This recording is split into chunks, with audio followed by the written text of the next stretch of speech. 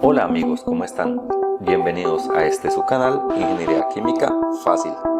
En este video vamos a continuar con los conceptos relacionados con la termodinámica del equilibrio y la termodinámica de las soluciones.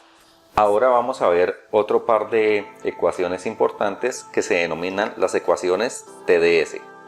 Estas ecuaciones TdS son expresiones que nos permiten describir cómo cambia la entropía con respecto a la presión, a la temperatura, al volumen, etc. Existen dos ecuaciones TdS. Una me describe la entropía como función de la temperatura y el volumen, y la otra describe la entropía como función de la temperatura y de la presión. Entonces, si tenemos que la entropía es una función de la temperatura y el volumen, y en nuestro curso de cálculo sabemos que si z es una función de x y de y, el diferencial de z va a ser igual a dz en dx a y constante por el diferencial de x más dz en dy a x constante por el diferencial de y.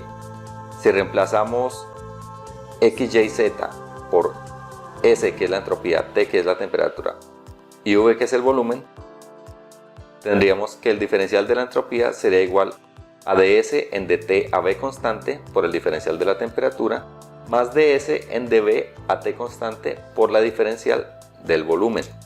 Si multiplicamos a ambos lados de la ecuación por T, tendríamos que TdS es igual a T ds en dt a V constante por el diferencial de la temperatura más T ds en dV a T constante por el diferencial del volumen. Ahora, si analizamos la ecuación 1.30, debemos recordar que hay una propiedad de la materia que se llama capacidad calorífica. Esta capacidad calorífica se define como la energía necesaria para aumentar la temperatura de una determinada sustancia en una unidad de temperatura. Entonces, entre menor sea el cambio en la temperatura de un cuerpo causado por la transferencia de una cantidad determinada de calor, pues su capacidad calorífica va a ser mayor. ¿Y cómo se representa matemáticamente esta propiedad de esta capacidad calorífica? Recordemos, si es a volumen constante, la capacidad calorífica se define como el cambio del calor, que es, como lo habíamos visto anteriormente, du más P de V, pero como estamos a V constante, el término P de V sería 0. Entonces sería du sobre dt a V constante. Pero recordemos también que por la ecuación 1.14 du es igual a TdS menos P de V, pero a volumen constante pues dV es igual a 0. Entonces tendríamos solamente el término de TdS. Y si reemplazamos du por TdS a volumen constante, entonces obtendríamos que para un proceso a volumen constante, TdS entre dt va a ser igual a C sub V, que es la ecuación 1.32. Bueno, partimos de nuevo de la ecuación 1.30 y de la ecuación 1.32. Sabemos que de las relaciones de Maxwell, la ecuación 1.20 dice que dP en dt a V constante es igual a ds en dV a T constante. Si tomamos las ecuaciones 1.20 y la 1.32 y la reemplazamos en la ecuación 1.30, de esta manera este término iría para acá y este otro término iría para acá, tendríamos que TdS es igual a la capacidad calorífica a volumen constante por dt más la temperatura por dP en dt a V constante por el diferencial del volumen. Y esa sería la ecuación 1.33.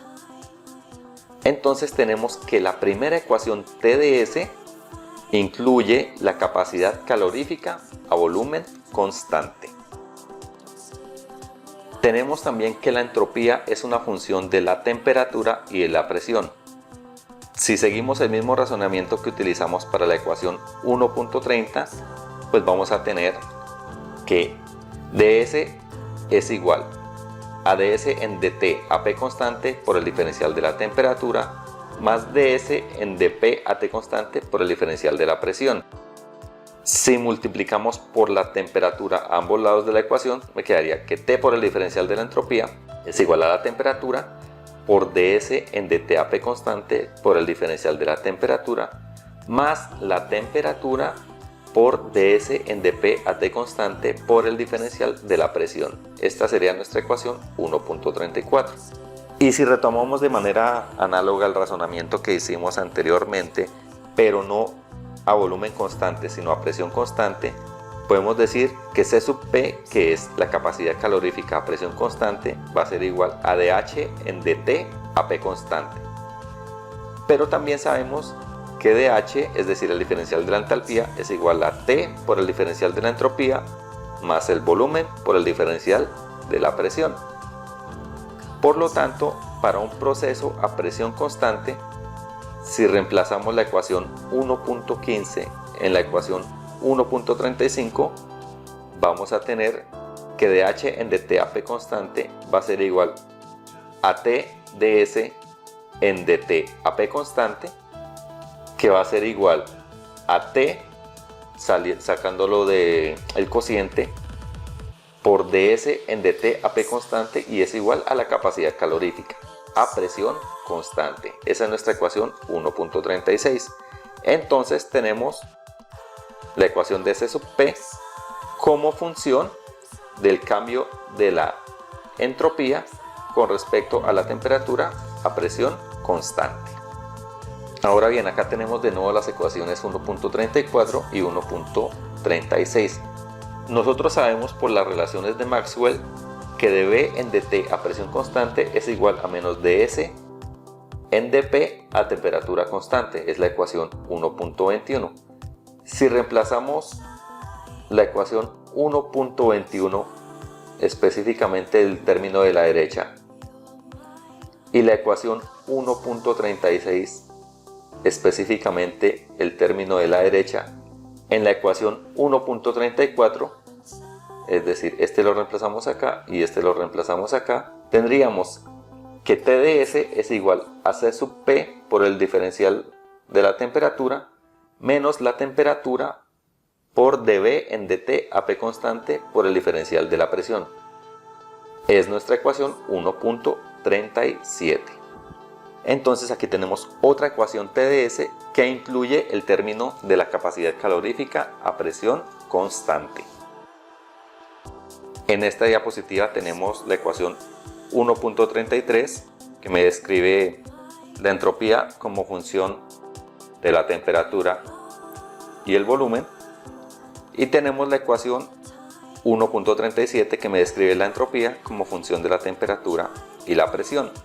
Si combinamos estas dos ecuaciones, la 1.37 y la 1.33, ya que ambas son iguales a TdS, y las restamos, tendríamos que el diferencial de temperatura es factor común de C sub P menos C sub B. Entonces tendríamos C sub P menos C sub B por el diferencial de la temperatura menos la temperatura por el diferencial del volumen con respecto al diferencial de temperatura a presión constante por dP menos la temperatura por dP en dt a B constante por el diferencial de volumen, y esto todo es igual a 0. Esta sería nuestra ecuación 1.38. ¿Qué hicimos? Básicamente restarle a la ecuación 1.37 la ecuación 1.33. Y esta ecuación 1.38, como nos podemos dar cuenta, nos está relacionando la capacidad calorífica a presión constante con la capacidad calorífica a volumen constante. Bueno, en esta diapositiva tenemos de nuevo en la parte superior la ecuación 1.38. Aquí con algún desarrollo algebraico que voy a poner en un video aparte, y les voy a dejar el enlace aquí como una tarjeta en la parte superior de la pantalla. Nosotros podemos obtener la ecuación 1.39. La ecuación 1.39 dice que la capacidad calorífica a presión constante menos la capacidad calorífica a volumen constante es igual a la temperatura por dB en dt a P constante por dP en dt a B constante. Si utilizamos la relación cíclica, que es la ecuación 1.2, se puede obtener la ecuación 1.40. Es decir, dP en dTAB constante sería igual a dB en dTAP constante por el negativo de dP en dB a T constante. Si reemplazamos la ecuación 1.40 en la ecuación 1.39, vamos a tener que C sub P menos C sub B sería igual a menos la temperatura por dB en dt a P constante, esto elevado al cuadrado, ya que lo tenemos dos veces, una vez en la ecuación 1.40 y una vez en la ecuación 1.39, por dP en dB a T constante, y esta sería la ecuación 1.41. Pueden pausar en cualquier momento el video para analizar en detalle la deducción. Si analizamos en detalle la ecuación 1.41, podemos ver que el primer término de la derecha, es decir, dB en dTAP constante, está elevado al cuadrado. Como está elevado al cuadrado, este término siempre va a ser positivo. Y el cambio de la presión con respecto a un cambio de volumen para todas las sustancias siempre es negativo. Podemos recordar, por ejemplo, la ecuación de estado del gas ideal y nos vamos a dar cuenta de eso, que el cambio de presión con respecto al cambio de volumen para cualquier sustancia siempre es negativo. Esto significa que el término de la derecha siempre va a ser positivo, porque miremos que la temperatura lleva un signo menos. Y si el término de la derecha siempre va a ser positivo, significa que la resta de C sub P menos C sub B siempre va a ser positiva. Y esto a su vez significa que C sub P siempre va a ser mayor que C sub B. Ahora bien, tenemos en la parte superior la ecuación 1.41. Para esta relación termodinámica general se pueden derivar relaciones específicas si tenemos una ecuación que me relacione la presión, la temperatura y el volumen, es decir, tenemos ecuaciones de estado. Entonces podemos tomar cualquier ecuación de estado que conozcamos, viriales, gas ideal, Van der Waals, Penn-Robinson, Swafrellis-Kwong, etcétera, etcétera, etcétera, y mirar si se cumple esta ecuación. Pero bueno, también podríamos preguntarnos si en algún momento C sub P podría ser igual a C sub B. Pues bueno, sabemos que dP en dB no va a ser 0, pero dB en dt sí puede ser 0, es decir, que sí puede ser posible que la capacidad calorífica a presión constante sea igual a la capacidad calorífica a volumen constante. Y en realidad esto no solo es posible, sino que también ocurre en un caso particular. Por ejemplo, cuando tenemos nosotros agua a 4 grados Celsius, a esta temperatura para esa sustancia que es el agua, la capacidad calorífica a presión constante es igual a la capacidad calorífica a volumen constante. También desde el punto de vista matemático podemos ver que cuando la pendiente de una recta tangente a una curva es 0, es decir, cuando su derivada es 0, es porque se tiene o un máximo o un mínimo.